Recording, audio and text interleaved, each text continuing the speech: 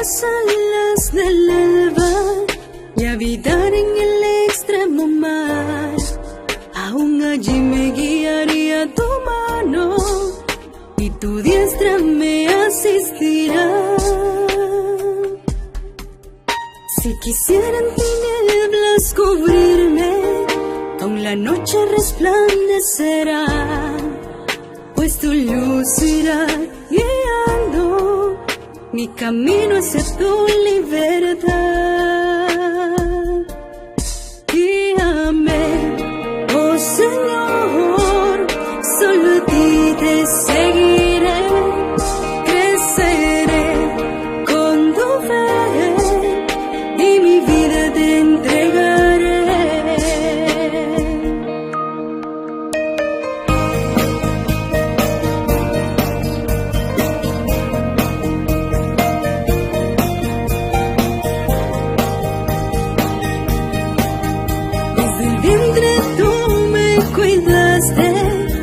La vida formaste en mí, maravillada estoy, Señor, de todo lo que haces por mí.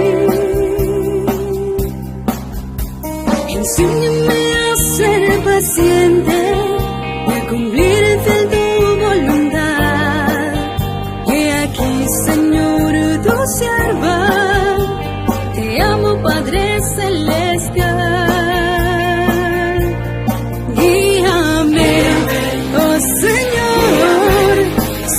Te seguiré, creceré con tu fe y mi vida te entregaré.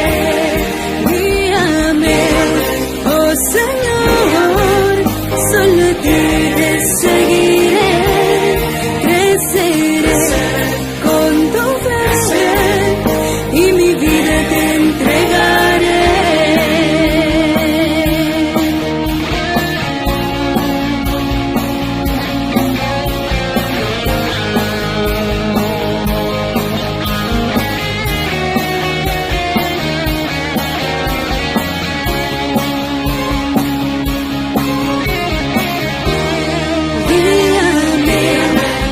Señor, solo a ti deseo.